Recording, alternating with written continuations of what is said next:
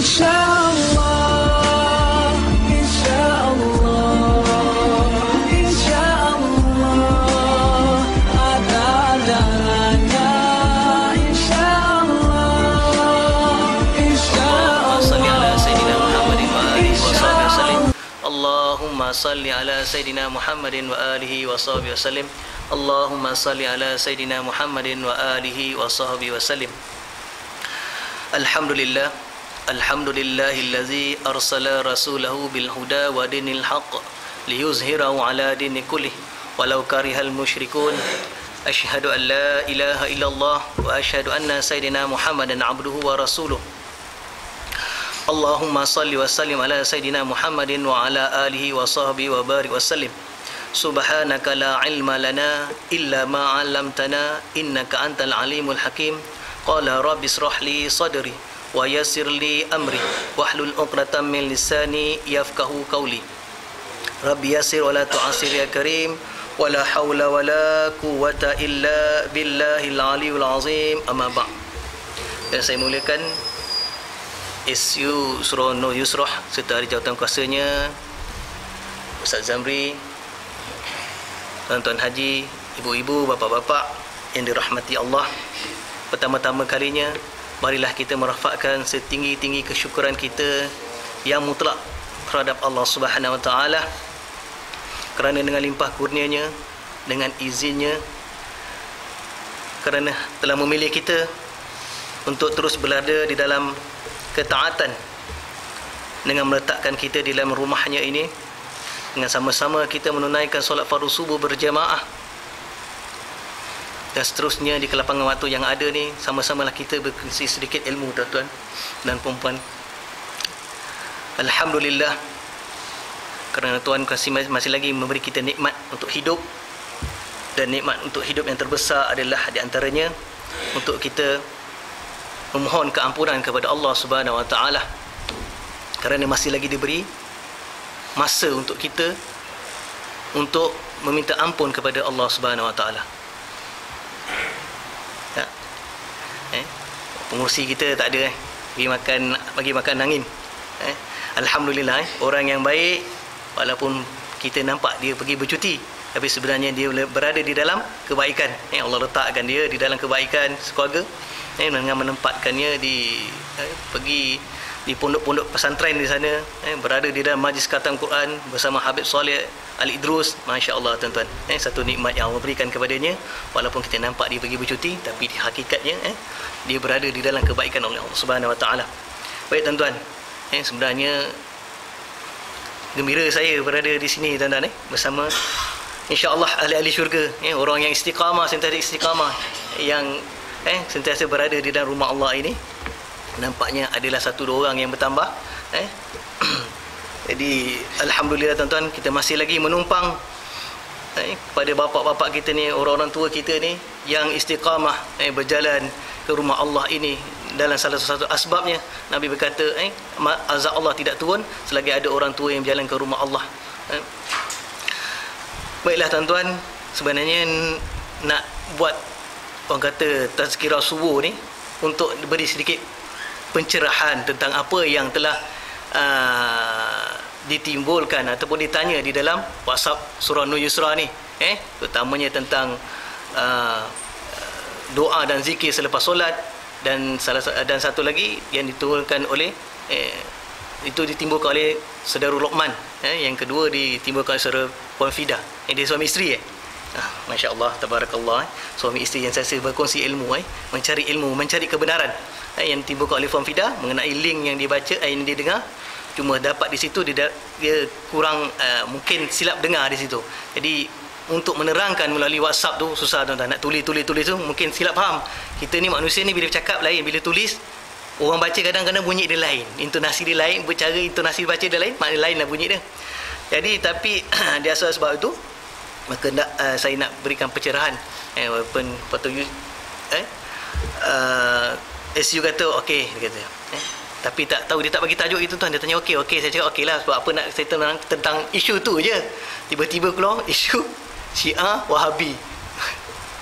Minta saya terangkan isu Syiah dan Wahabi. Sebenarnya saya bukan ahli tentang itu tuan-tuan tapi setakat saya untuk berikan sedikit ciri-ciri Wahabi Syiah ni bolehlah tuan-tuan mungkin saya tak tahu, mungkin tuan-tuan yang baca link daripada yang diberikan Puan Fida tu mungkin pasal isu Wahabi isu.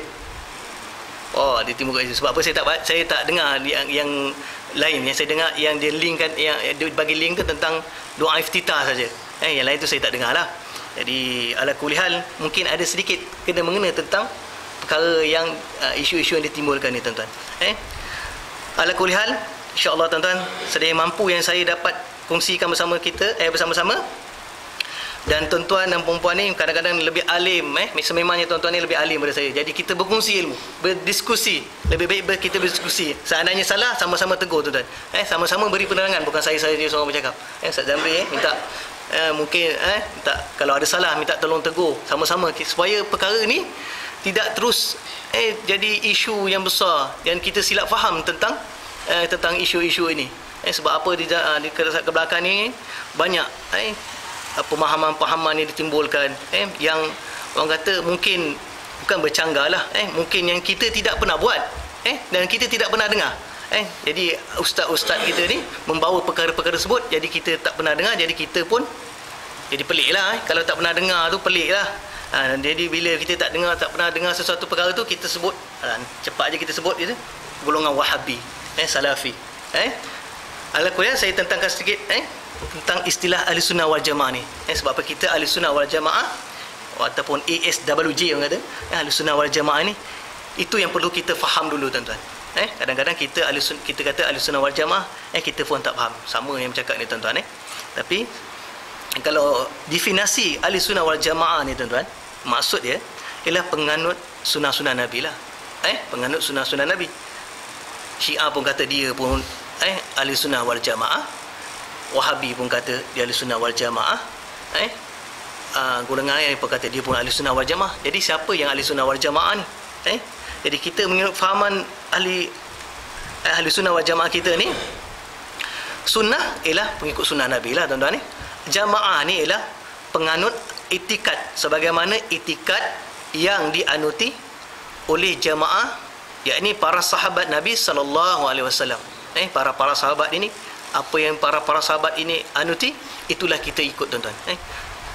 Sebab apa kita tak tahu para sahabat ini yang menukilkan hadis-hadis Nabi, menerangkan tentang sunnah-sunnah Nabi ini.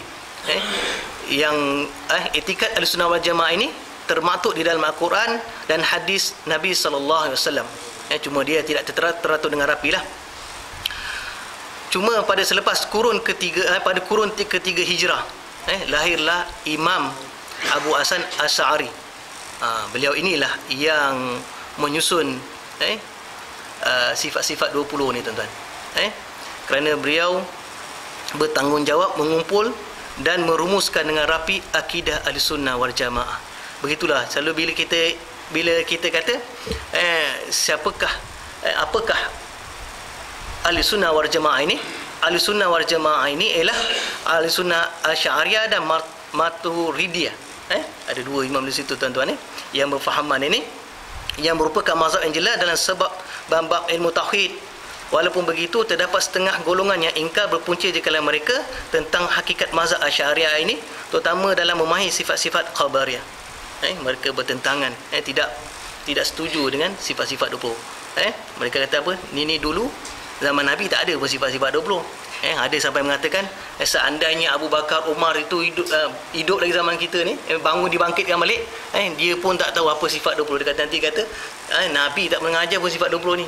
Tetapi keperluan yang mendesak kepada waktu itu tuan-tuan, dan perkembangan bahasa tuan-tuan, salah satu perkembangan bahasa membuatkan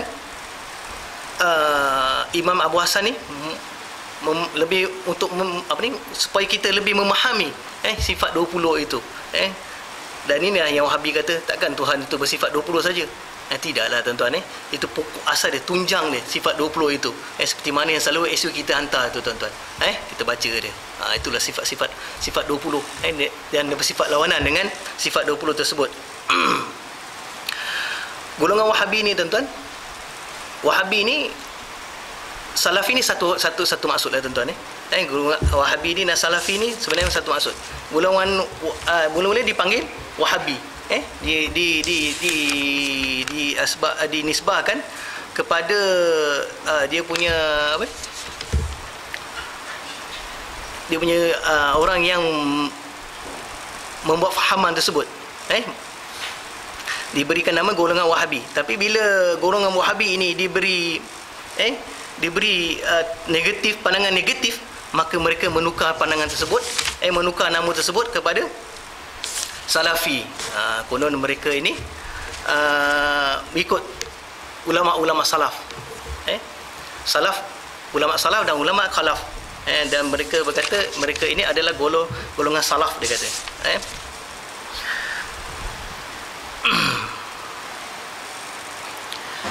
Dan sebelum itu tuan-tuan sebelum Nabi wafat pun Nabi dah bersabda tuan-tuan hadis Nabi bersabda yang bermaksud barang siapa hidup selepas aku maka pastinya mereka akan melihat perselisihan yang banyak. Nabi dah tahu dah selepas Nabi wafat akan berlakunya perselisihan di kalangan umat-umat Nabi Muhammad sallallahu alaihi wasallam ini. Dan hadis seterusnya yang bermaksud akan berpecah umatku kepada 73 kelompok. Kemudiannya kesemuanya di dalam neraka kecuali satu.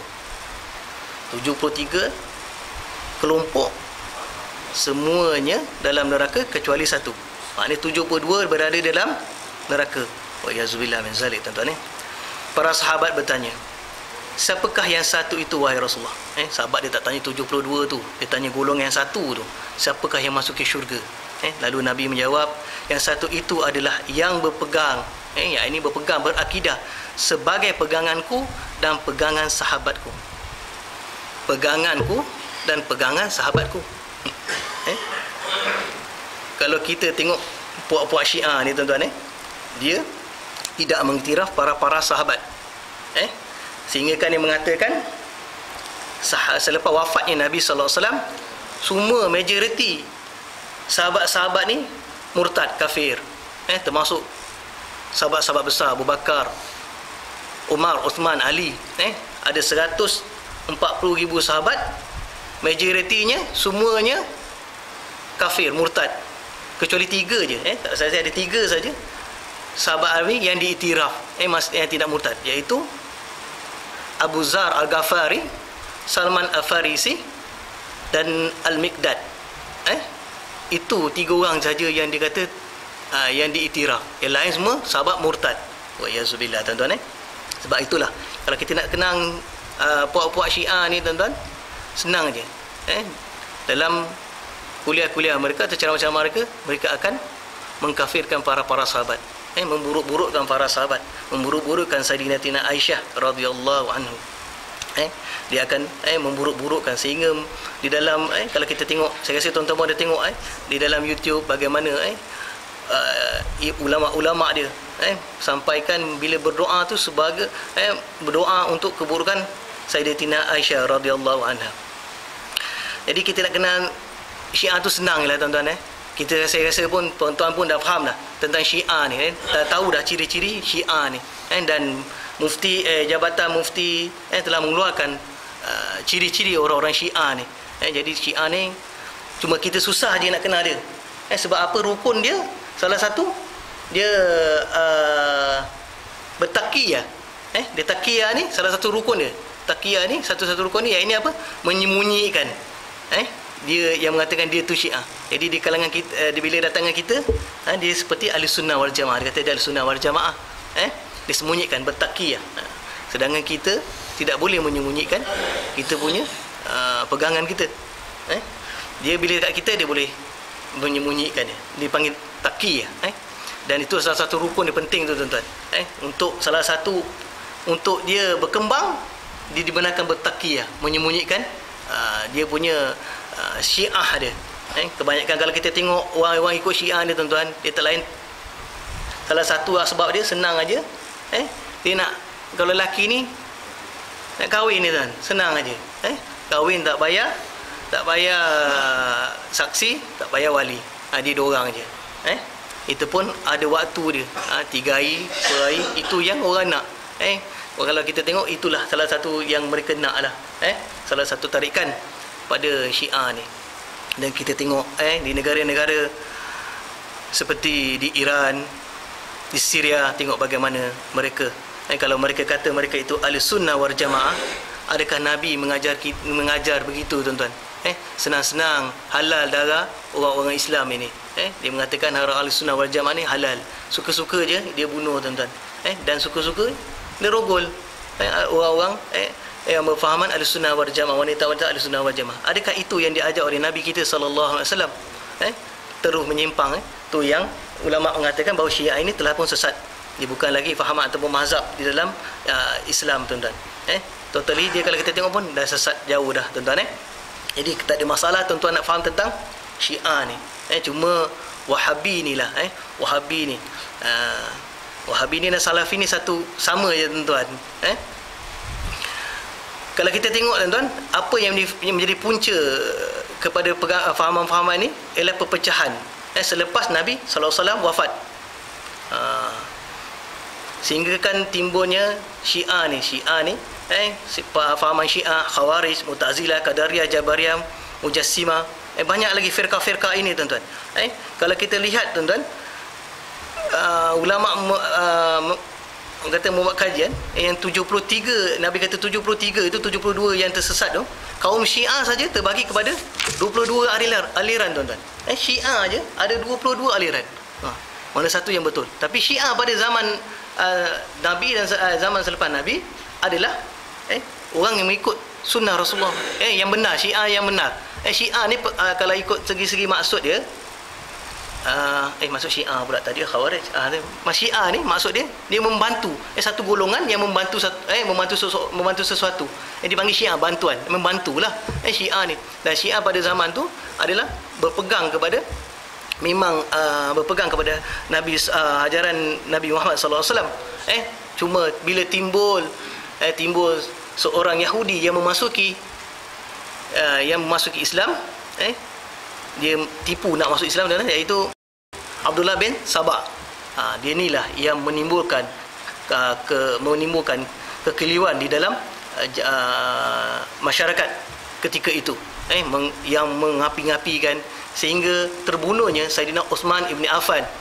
Di atas kerja dia lah, dia membakar api-api supaya mereka ini memberontak kepada Saidina Uthman ibn Affan, sehingga terbunuhnya Saidina Uthman ibn Affan radhiyallahu anhu.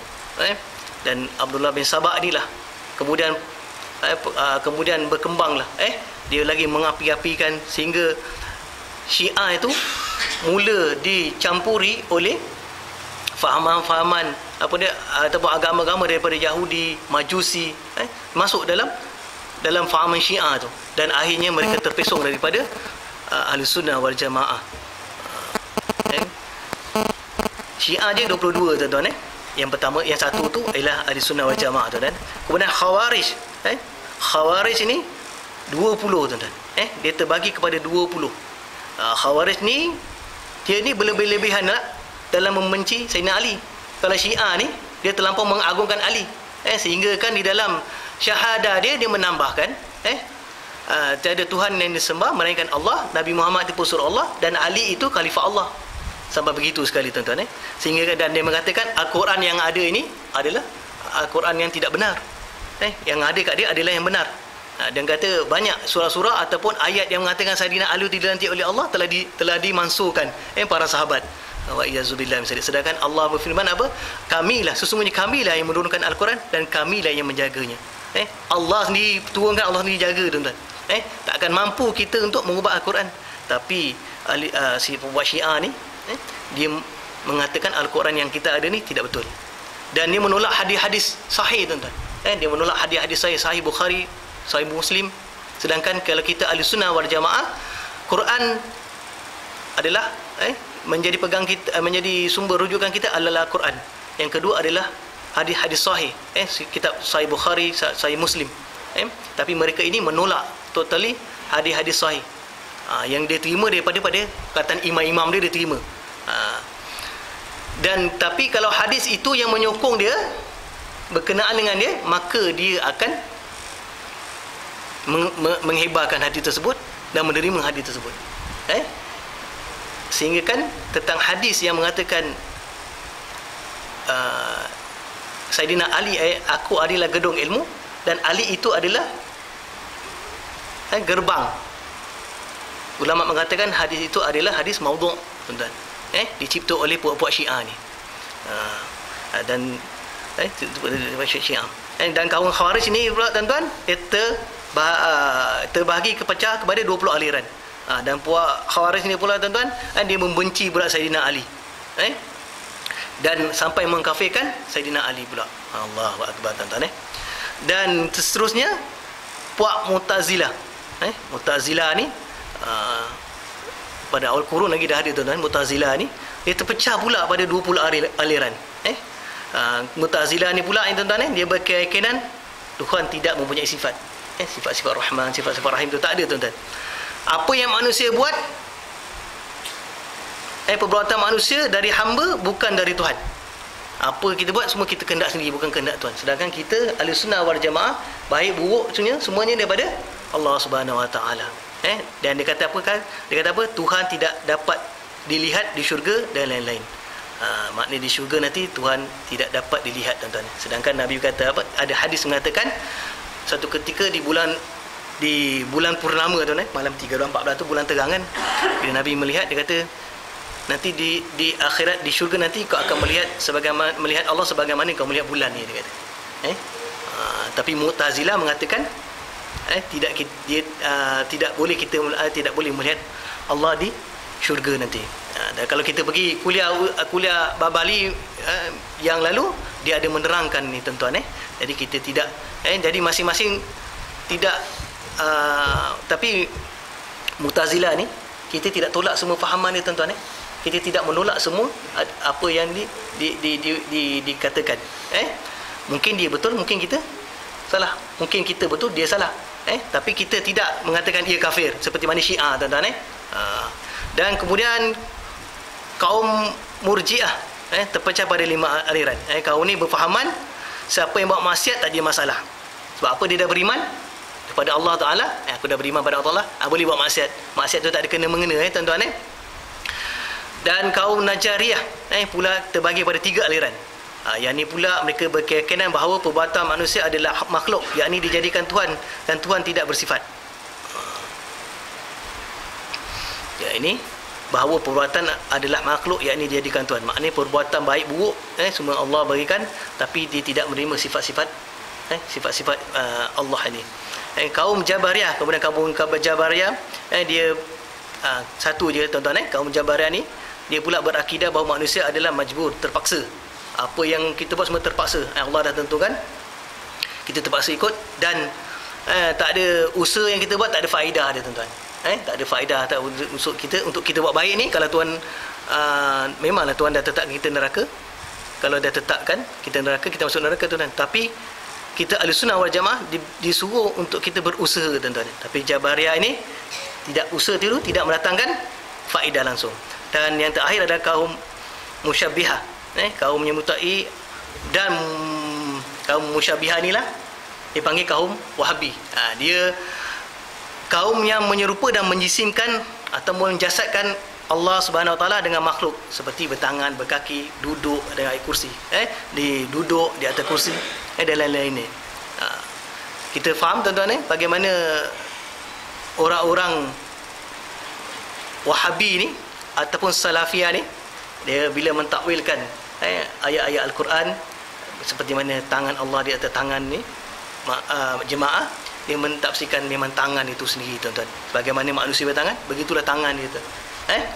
Dan kalau dia kata, Nabi kata apa, di antara malam, di hujung malam Allah akan turun di langit dunia untuk bertanya, di manakah hamba-hambaku yang inginkan keampunan dan mohon kepadaku untuk kuberi.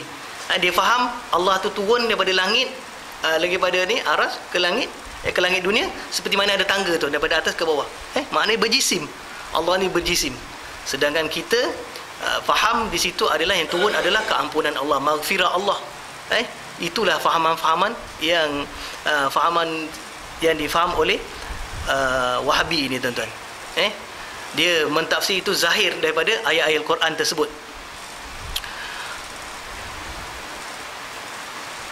Dan itu yang kita, kalau kita faham maksud dia tuan-tuan, umpama dia Wahabi ni tuan-tuan, dia faham ayat Quran tu zahir saja. Kalau Allah tu dia kata tangan, ada tangan lah. Umpama dia macam ni tuan-tuan. Kalau kita pergi pejabat kerajaan ataupun pejabat-pejabat swasta, dia tulis tak? Kaki tangan saja yang boleh masuk, kan? Kaki tangan saja yang dibenarkan. Kalau ikut fahaman Wahabi tuan-tuan, fahaman Wahabi tu yang boleh masuk kaki dengan tangan saja. Jadi badan tak boleh masuk. Kalau ikut fahaman Wahabi, sebab apa dia ikut zahir ayat tu. Jadi kalau kita nak masuk, kalau dia bekerja ke kerajaan, tulis kaki dan tangan saja. Maknanya kaki dan tangan saja boleh masuk. Tapi kaki dan tangan itu tuan-tuan, bagi kita, umpama kita menafsirkannya adalah pekerja. Tangan kita buat kerja, kaki kita yang bergerak buat kerja, kan? Kalau Wahabi dia tak. Kalau dia fikir kaki dan tangan, hanya kaki dan tangan je boleh masuk. Badan, kepala semua tak boleh masuk. Macam tu dia menafsirkan ayat Al-Quran begitu tuan-tuan. Golongan ini adalah golongan Wahabi tuan-tuan, Salafiyah moden ni. Di zaman mutahin dipanggil Salafi tuan-tuan. Kerana apa? Dia diberi penjenamaan semula, selepas istilah Wahabiyah diberi respon negatif. Bila orang sebut Wahabi ini negatif, dia tukar nama, golongan Salafi tuan-tuan. Kalau gerakan ni diasaskan oleh Muhammad bin Wahab. Sebab tu dia panggil Wahabi tuan-tuan. Banyaklah kalau kita tahu Wahabi ni tuan-tuan, dia suka orang kata apa, mengembang-gemburkan, suka macam seolah-olah dia menimbulkan balik perkara-perkara khilaf, seperti yang saudara-saudara kita timbulkan, doa zikir selepas solat, tahlil, yasin, Allahu Akbar, semuanya bid'ah. Kita tak tahu senang Wahabi ni semua bid'ah. Tapi kita jangan bila guru kita bawa pandangan yang lain, kita tak pernah dengar, kita kata itu Wahabi tuan-tuan. Kadang-kadang ke atas kejahilan kita tidak pernah mendengar, tidak tahu perkara tersebut. Bila dibawa, kita lain sikit daripada pahaman kita yang kita tidak tahu, kita mengatakan Wahabi. Tuan-tuan. Jadi perkara-perkara furuk ni, biasanya mereka ni menimbulkan perkara-perkara furuk, perkara-perkara cabang ni ditimbulkan oleh Wahabi ni. Dan banyak kali dah guru-guru kita, saya pun selalu juga, kalau kita pergi kenduri tu, kita dah cakap dah, ataupun bacaan Yasin tu, majlis bacaan Yasin, selalu saya kata, kita buat bacaan Yasin ni, kita janganlah sabitkan kepada sunnah Rasulullah SAW. Kita katakan, ini sunnah Rasulullah, baca Yasin ni sunnah Rasulullah. Tak tuan-tuan, itu adalah amalan-amalan saya. Kalau kita nak katakan mereka ni suka membida'ahkan tuan-tuan, suka membida'ahkan orang-orang lain. Bila tak sefahaman dengan dia kata ni bida'ah. Bida'ah. Imam Ghazali, Imam Syafi'i kata apa? Ada bid'ah hasanah, ada bid'ah dalalah. Dan sebab apa tuan-tuan? Bila bid'ah ni tuan-tuan, Nabi kata apa? Semua perkara bid'ah adalah neraka tuan-tuan, dalam neraka. Seandainya lah kita senang fikir tuan-tuan, seandainya kalau dia kata semua tu bid'ah, kita terimalah. Kita nak ambil, senang kita terima. Okey, dia kata baca Yasin tu bid'ah, tahlil tu bid'ah, kita kata bid'ah lah. Memang Nabi tak pernah buat, tapi sebenarnya tadi kita jangan itikadkan bahawa itu sunnah Nabi. Kalau kita kata, dia kata bid'ah, okeylah kita terima bid'ah. Tapi kita nak panggil apa tu tuan-tuan? Kita panggil lah itu amalan-amalan soleh tuan-tuan. Nabi suruh kita perbanyakkan amalan soleh. Jadi kita membaca Yasin pada malam Jumaat, amalan soleh. Bertahlil, amalan soleh. Pak Imam sampai kalau kita nak azan pun, kita sebelum tu kita berwirid, kan tuan-tuan, subhanallah walhamdulillah wala ilaha illallah Allahu akbar. Kita berselawat kata Nabi. Sedangkan tidak ada tuan-tuan. Kalau Bilal tu bismillahirrahmanirrahim, dia turut azan ni. Tapi kita nak kata itu pun bid'ah. Okeylah, bid'ah lah. Tapi kita kira dia dianggapkan itu amalan soleh. Kita berzikir dapat pahala, berselawat kata Nabi pun dapat pahala tuan-tuan. Jadi kalau kita nak kata semua bid'ah, kita terimalah semua bid'ah, tapi kita anggap itu sebagai amalan-amalan soleh. Cuma kita kalau buat sesuatu perkara yang saya kata tadi tuan-tuan, kita jangan, kalau benda yang Nabi tidak buat, kita jangan itikadkan kepada Nabi. Itu yang menjadi salah, menjadi bid'ah tu.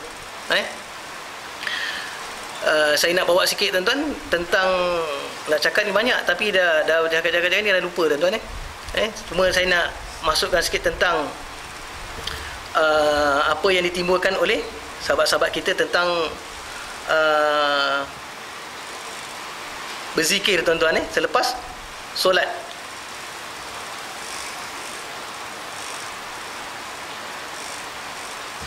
Kalau kita difahamkan, kalau saudara-saudara kita dekat lagi 10 minit boleh kan kalau kita difahamkan saudara kita dekat Perlis tuan-tuan, tidak ada lagi, kalau lepas semayang semua balik, kalau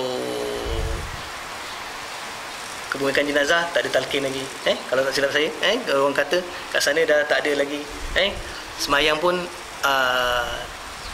saya subuh pun tak ada doa kunut, jadi al-kuliah tuan-tuan, itu perkara-perkara furuk. Kita janganlah mengatakan kita terima pandangan dia dan dia pun terima pandangan kita. Jangan kita bila semayang belakang dia, ini tak baca kunut ni, Wahabi ni. Dan dia pula bila kita baca kunut, dia pun kata kita Wahabi. Tak tahu lala kita tak tahu siapa Wahabi, siapa yang Wahabi sebenarnya. Ada pun tuan-tuan berzikir selepas solat ni tuan-tuan, tidaklah menjadi kesalahan. Perkara-perkara itu adalah pernah satu ketika Nabi SAW, Ibnu Abbas mengatakan, aku tahu tamat setelah Nabi selesai solat adalah dengan bertakbir. Nabi menjaharkan suara Nabi dalam berzikir itu. Jadi tujuannya, kalau Imam Syafi'i kata, di situ Imam Syafi'i mengatakan bahawa Nabi menjaharkan dia punya zikir itu supaya untuk diajar kepada sahabat-sahabat tu. Jadi tuan-tuan, Nabi pernah buat sekali. Jadi kita ni tidaklah menjadi satu kesalahan yang besar, atau menjadi orang kata apa, dosa kita berzikir ramai-ramai ni tuan-tuan. Sedangkan berzikir mengingati Allah itu, hati akan menjadi tenang. Tuan-tuan, kalau seandainya kita ikut fahaman tersebut, lepas solat kita balik, tuan-tuan. Bila kita nak berzikir tuan-tuan? Kita ni umat akhir zaman ni memang malas tuan-tuan. Malas. Kalau imam tak baca, itu pun tak baca. Betul tak? Kalau imam tak baca, kita pun tak baca. Sedangkan sepatutnya bila imam tak baca, kita sendiri baca tuan-tuan. Kita tengok orang solat Jumaat tuan-tuan, imam habis je Fatihah, lepas tu terus doa. Lepas tu kita tumus, kebanyakan kita semua balik, tidak berzikir tuan-tuan. Kalau itu yang kita amalkan, lama-lama kita pun tidak akan berzikir kepada Allah Subhanahu Wa Taala. Sedangkan Allah, kalau hadis-hadis Nabi menerangkan, seandainya selepas solat adalah kamu berzikir, bertahbir, bertahmid, bertakbir, bertasbih, bertahmid, bertakbir 33 kali, dan habiskannya dengan Allah Akbar kabira, alhamdulillah katsira, dan zikir yang kita genap 100 surat tuan-tuan. Kemudian apa fadilat dia? Allah akan ampunkan dosa-dosa kita sebanyak buih-buih di laut. Dan imam kalau dia mengajak makmum dia berzikir, kan Nabi bersabda, siapa yang mengajak kepada kebaikan, ia akan mendapat kebaikan tersebut tanpa dikurangkan walaupun sedikit pun. Dan siapa yang mengajak kepada kebukaran, maka ia akan mendapat juga tanpa dikurang pun sedikit pun. Jadi imam kalau dia mengajak makmum dia berzikir tuan-tuan, apa yang makmum dia berzikir, dia pun dapat juga tuan-tuan. Jadi kita kalau jadi imam, kita jangan malas tuan-tuan, berzikir. Seperti hadis yang saya di awal-awal dulu tuan-tuan, saya suka baca hadis tersebut tentang fadilat zikir, fadilat majlis ilmu. Saya kaitkan zikir tersebut pada majlis ilmu tuan-tuan. Daripada Abu Hurairah radhiyallahu anhu, Rasulullah SAW bersabda, sesungguhnya Allah Ta'ala itu mempunyai beberapa malaikat yang berkeliling di jalan-jalan untuk mencari para ahli zikir. Mencari ahli-ahli zikir tuan-tuan. Ini ramai lah tuan-tuan. Jikalau mereka menemui sesuatu kaum, bukan dia kata menemui seseorang, menemui satu kaum yang berzikir kepada Allah Azza wa Jalla, dia jumpa satu kaum, bukan satu orang tuan-tuan. Maka ia akan memanggil kawan-kawan mereka yang lain. Kemarilah, di sini ada hajatmu. Maknanya malaikat ni ditugaskan mencari orang-orang yang berzikir ni. Ada yang di sini ada hajatmu, ada yang kamu semua cari. Malaikat tadi ada jumpa, dia panggil kawan-kawan dia yang lain. Lalu mereka berputar-putar di sekeliling orang yang berzikir itu, serta menaungi mereka dengan sayap-sayapnya sehingga ke langit dunia tuan-tuan. Hadis ni biasa kita dengar dah. Cuma hadis tersebut biasa dikaitkan dengan majlis-majlis ilmu. Kalau kita fikir zikir ini, kita ambil zahir hadis yang kata faham zikir ni baca biasa kita faham ni lah, berzikir, la ilaha illallah tu, Allahu akbar, subhanallah, walhamdulillah, wala ilaha illallah, Allahu akbar, tu pergi zikir tuan-tuan. Ingat kita kepada Allah tu panggil zikir tuan-tuan ya. Kalau kita biasa kita faham tentang zikir tu, itu pun dah termasuk dalam perkara ini tuan-tuan. Apa yang Nabi sabdakan ini. Kemudian Tuhan mereka, lalu Allah bertanya kepada malaikat. Adakah kalau kita fikir kat sini tuan-tuan, Allah Tuhan nak tanya kepada malaikat, Allah nak tanya pada malaikat, Allah apa Allah tak tahu ke? Allah Maha mengetahui tuan-tuan. Tetapi nak menunjukkan, nak mengangkat, nak mengajar kepada kita, nak mengajarkan kepada malaikat pada kita ni tuan-tuan. Sesungguhnya Allah lebih mengetahui. Lalu Allah berfirman, apakah yang diucapkan oleh hamba-hambaku itu? Lalu Allah bertanya pada malaikat yang menaungi kita tadi tu, dia tanya, apa yang hamba-hambaku buat tu? Lalu malaikat menjawab, mereka itu menyucikan engkau, membesarkan engkau, memuji-muji engkau, bertasbih, bertahmid, mengagungkan engkau. Lalu Tuhan Allah berfirman lagi, bertanya dia, adakah mereka itu melihat aku? Yang macam malaikat ni tuan-tuan, dia bertasbih, bertahmid, dia melihat Allah. Dia mendengar, dia bukan melihat dah, dia dengar apa perkataan Allah. Kita ni yang tak dengar, yang tak nampak, buat apa kita nak berzikir tuan-tuan? Lalu Allah bertanya, adakah mereka melihat aku? Malaikat menjawab, tidak, demi Allah, mereka itu tidak melihat engkau. Lalu Allah bertanya, tidak, demi Allah mereka tidak pernah melihatnya. Maaf, tuan-tuan. Ya. Lalu Allah berfirman, bagaimanakah andainya mereka melihatnya? Hadis ni dah terputus tuan-tuan.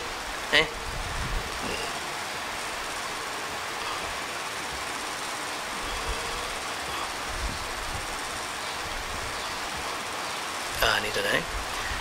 Mereka bertakbir, adakah mereka melihat aku? Tidak, dia kata. Lalu Allah tanya lagi, apakah yang mereka pohonkan? Dia kata. Apa yang mereka pohonkan daripadaku? Lalu dijawab oleh malaikat, mereka memohon syurgamu tuan-tuan. Apa lagi yang kita nak minta pada Allah tuan-tuan? Selain keampunan dan syurga dia. Dan mereka syurgamu. Lalu Allah berfirman, apakah mereka melihat syurgaku? Lalu dijawab oleh malaikat, tidak ya Allah. Bagaimana pula sekarang bagaimana pula sekiranya mereka melihat syurgaku itu? Lalu malaikat berkata, mereka itu juga mereka pastinya mereka itu akan berlumba-lumba untuk mendapatkan syurgamu itu. Dan apa pula yang mereka minta dijauhkan? Mereka minta jauh daripada neraka-Mu ya Allah. Adakah Allah berfirman, adakah mereka melihat neraka-Ku? Malaikat berjawab, tidak. Tidak ya Allah. Apakah seandainya mereka melihat neraka-Ku itu? Seandainya mereka melihat neraka-Ku itu. Seandainya, lalu malaikat menjawab, seandainya mereka itu melihat neraka-Mu itu, tentulah mereka lebih sangat lari dan lebih sangat takutnya daripada neraka itu. Tentu kita meminta, teruslah malaikat kata, tentu kita menjauh-jauhkan diri sangat-sangat memohon perlindungan daripada Allah daripada neraka itu. Allahumma ajirna minan nar, Allahumma ajirna minan nar, Allahumma ajirna minan nar. Kemudian Allah berfirman, saksikanlah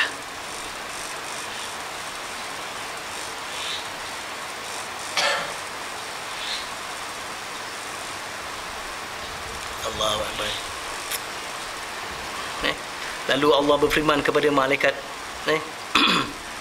sesungguhnya aku telah mengampuni mereka itu, kemudian aku berikan pula apa yang mereka minta. Allah mengampunkan dosa kita dan beri kita minta apa yang kita minta tadi tuan-tuan, syurga lah tuan-tuan, dan perlindungan daripada neraka, dan aku berikan pula mereka perlindungan daripada apa yang mereka pohon perlindungannya. Lalu Nabi SAW bersabda, para malaikat itu berkata, ya Allah, di kalangan mereka itu ada seorang ada seorang yang bukan ada seorang tu dia banyak kesalahan dan dia buka datang pada majlis itu bukan untuk berzikir, dia duduk aja tuan-tuan. Allah kata, Allah berfirman apa? Ia juga dapat keampunan daripadaku. Seandainya dia datang, dia duduk aja tuan, tak ada buat apa-apa, dia juga Allah berikan keampunan tuan-tuan. Begitu besarnya sekali Allah memberikan kita syurga dan melindungi kita daripada neraka. Jadi tuan-tuan, kita bila ada fahaman-fahaman mengatakan zikir beramai-ramai ini bid'ah, tuan-tuan, kita terima je lah. Tapi kita abaikanlah. Kita jangan nak terima, kita terus tak buat juga. Telah kita amalkan ni, kita amalkan lah. Tidak menjadi salah, tuan-tuan. Malah dituntut. Kemudian kita biasanya lepas zikir kita bersalam, tuan-tuan, berselawat. Itu pun golongan Wahabi kata itu pun bid'ah yang tidak dibuat. Nabi, sedangkan Nabi bersabda, seandainya seseorang itu bersalaman di antara kita, maka gugurlah dosa-dosa sesama kita. Dan kita pula berselawat ke atas Nabi. Sampai kita salah, kita berselawat ke atas Nabi. Satu kali Nabi kata apa? Satu kali kita berselawat ke atas Nabi, 10 kali Allah berselawat ke atas kita. Jadi tuan-tuan, dah pukul 7 dah. Sekarang itu yang saya dapat sampaikan, tuan-tuan. Apa yang baiknya daripada Allah Subhanahu Wa Taala, yang lemahnya penyampaian saya ni ada sabit atas kelemahan saya sendiri, tuan-tuan. InsyaAllah nanti kelapangan masa lah kita tentang doa iftitah tu, tuan. Tak dapat sempat lah masuk doa iftitah tu, tuan-tuan. Lagipun tapi orang yang menimbulkan persoalan tu tak ada juga demam. Jadi tak apalah, insya-Allah doa iftitah tu kita cuba. Sebab apa yang saya dengar daripada link tersebut, dia cuma silap faham aja. Dia kata ada hadis Nabi yang saya mengatakan tidak payah baca doa iftitah, dia kata. Dia silap faham kat situ. Dia tak faham apa yang diterangkan oleh ustaz tersebut. Adakah itu pun sunnah juga, tuan? Sunnah juga. Cuma ustaz tu kata apa? Pastikan selepas ini kamu baca doa iftitah tu. Dia suruh pastikan. Bukan mewajibkan doa iftitah tu baca. Dia kata pastikan selepas ni kamu pastikan kamu membaca doa iftitah tersebut. Bukan dia kata kamu semua wajib membaca. Tuan-tuan, kalau wajib membaca doa iftitah tu, tuan-tuan, orang masbuk tu macam mana agak-agak? Nak baca Fatihah lagi? Tentu kita sembahyang jenazah pun kena baca doa iftitah agak. Sebab apa dia wajib? Tak apa, tuan-tuan. Itu to be continue, insya-Allah.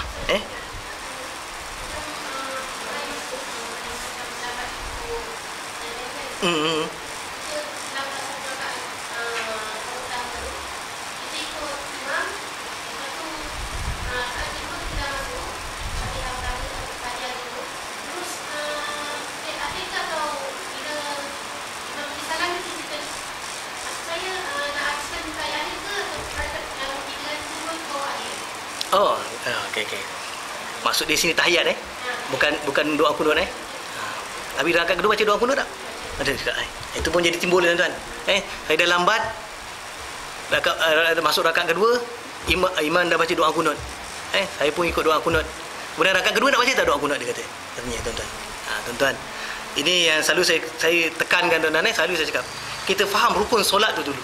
Fahamkan rukun solat tu betul-betul. Rukun ni kalau tak buat kena ganti, tuan-tuan. Kena sempurnakan balik rukun tu dan kena sujud sahwi. Sujud sahwi tu pun sunat. Kalau tak buat pun tak apa, tuan-tuan. Tapi macam puan kata tadi, nak habiskan tahiyat ataupun tidak, terpulang pada puan. Tahiyat itu, selawat itu adalah sunat. Kalau tak baca tahiyat pun tak apa. Nak baca sampai Allahumma salli ala Muhammad pun boleh, nak habis pun boleh.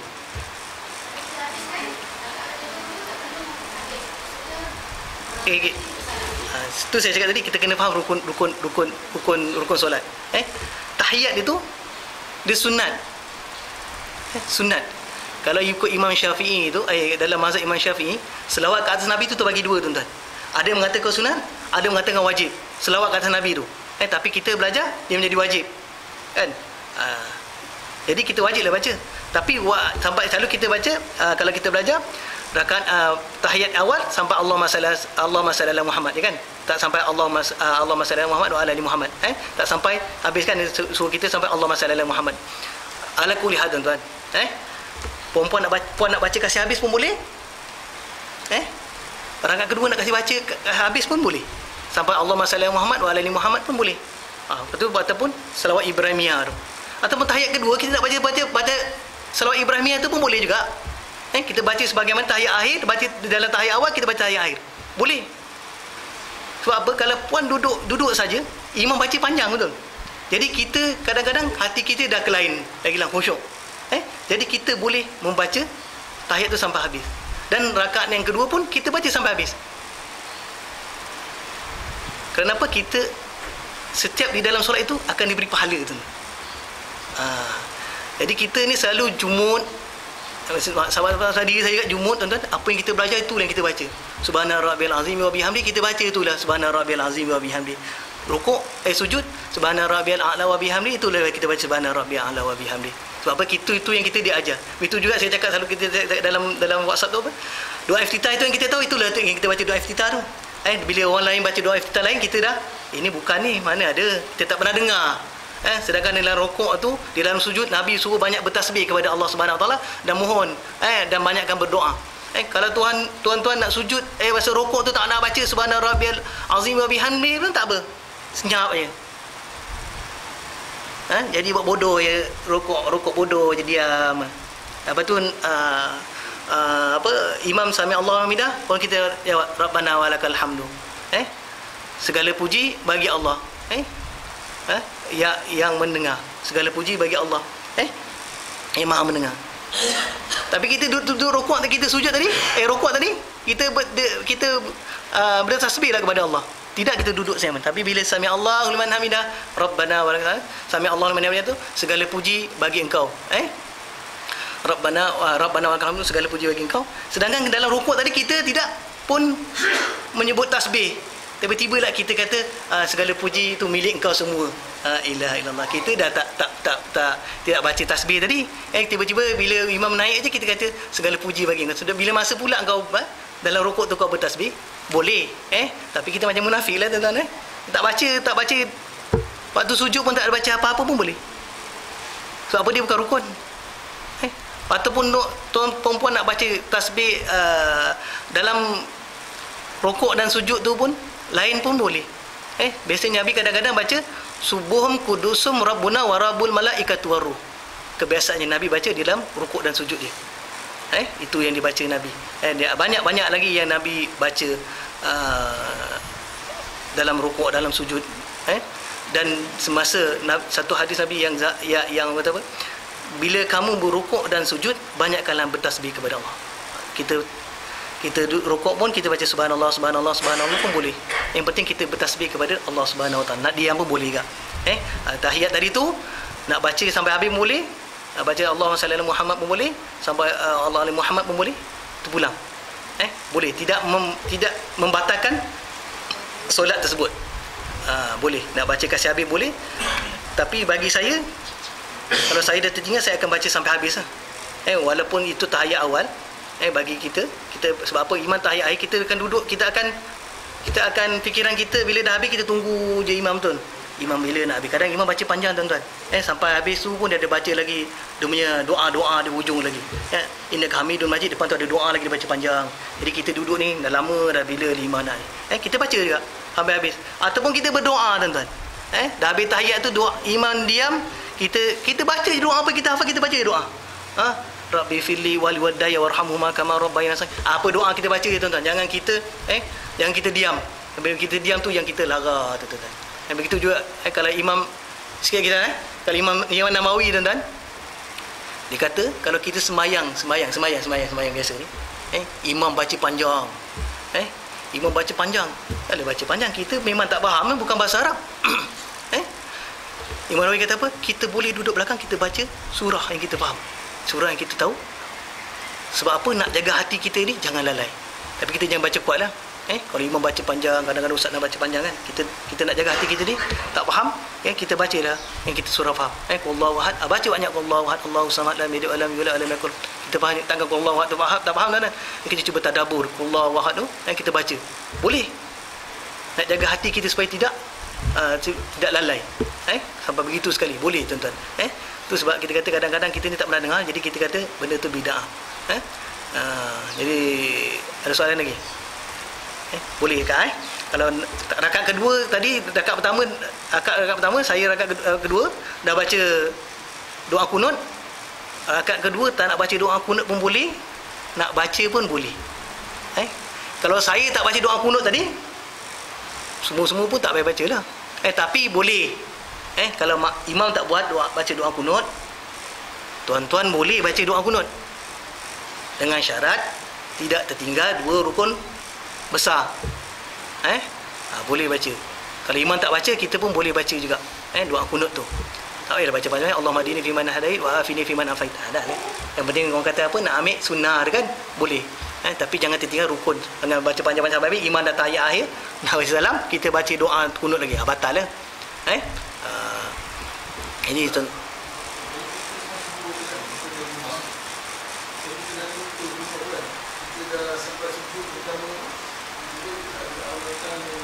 subhanallah. Okey. Dalam bab itu juga kita tak faham ni. Makmum yang duduk belakang imam ni pun selalu nak senang kata nak kena orang kata apa? Berilmu juga, kan?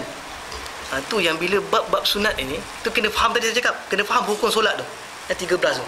Jika perkara itu bukan perkara rukun, kita ikut je. Kena ikut.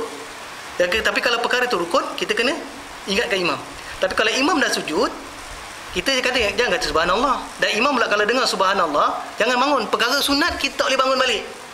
Perkara sunat kita tak boleh bangun balik. Sebab apa tu sunat? Kita tak perkara rukun tadi tu, kalau dia tak rukuk tadi, kena dia kena bangun balik. Sujud. Dah sempurna. Kecuali dia baru nak turun, subhanallah, boleh. Ataupun imam dia kata hari ni kita tak payah baca tahiyat awal, kita tak payah duduk tahiyat awal, kita tak baca kunut dah. Tak baca tahiyat awal, kita tak payah apa, kita terus je. Tak payah baca doa iftitah, baca saya baca Fatihah aje, kemudian saya terus rukuk, terus sujud, tak payah buat tahiyat awal. Tuan-tuan kena ikut imam tu. Kadang-kadang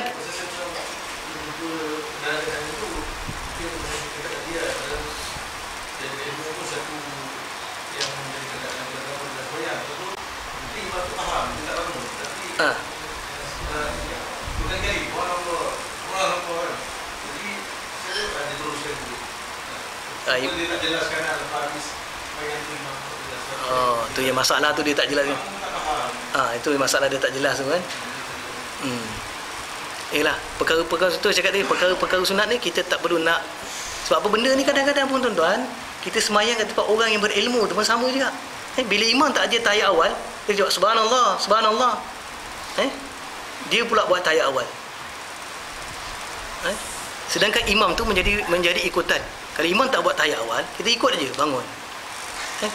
Kemudian itu sunat aba'ah, sunat yang dituntut tahiyat awal tu. Tapi kalau tak buat tu kena sujud sawi kan. Imam pun tak mau sujud sawi. Ingat dia nak sujud sawi tadi sebab apa? Dia tertinggal tahiyat awal. Dia tak baca tahiyat awal terus. Naik. Tak buat tahiyat awal, kita pun kena naik je. Itu sebab apa? Sunat. Dia makmum ni subhanallah, subhanallah. Dia pula buat tahiyat awal. Kalau buat tahiyat awal mufarakah tuan-tuan. Niat mufarakah. Baru itu sunat. Kemudian bila akhir imam, kita ingat imam sujud sawi, imam pun tak sujud sawi. Kalau sujud sawi itu pun sunat. Sunat.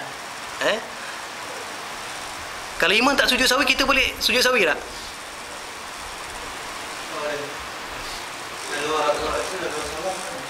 Kalau imam tak sujud sawi, kita boleh sujud sawi.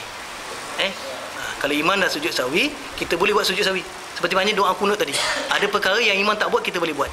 Sebenarnya doa kunut tadi, kalau imam tak baca doa kunut, kita boleh doa kunut, tapi jangan tertinggal 2 rukun. Kalau sembahyang sujud sawi tadi, kalau imam tak buat, kita boleh buat. Terpulang pada kita nak buat boleh, kita tak nak buat boleh. Tapi kita jangan cakap tak sujud sawi itu salah. Kita boleh buat. Kalau imam tak sujud sawi, kita boleh buat.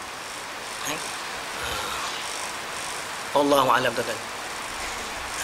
Tapi kalau tuan-tuan tanyalah, kalau mungkin penerangan saya ni kurang penerangan, kurang baik, tuan-tuan boleh tanya guru lain yang lebih alim. Apa yang saya pelajari itulah. InsyaAllah tuan-tuan, semoga yang sedikit ni dapatlah kita sama-sama, semoga Allah memberi kita taufik dan hidayah untuk istiqamah di dalam belajar, dalam menuntut ilmu dan mengamalkan sunnah-sunnah Rasulullah SAW. Semoga pencerahan sedikit ini tuan-tuan memberi manfaat kepada diri saya dan kepada tuan-tuan semua, insya-Allah tuan-tuan. Assalamualaikum warahmatullahi taala wabarakatuh. Barakallahu lakuma wa baraka alaikuma wa jama'a bainakuma fi khair. Barakallahu lakuma wa baraka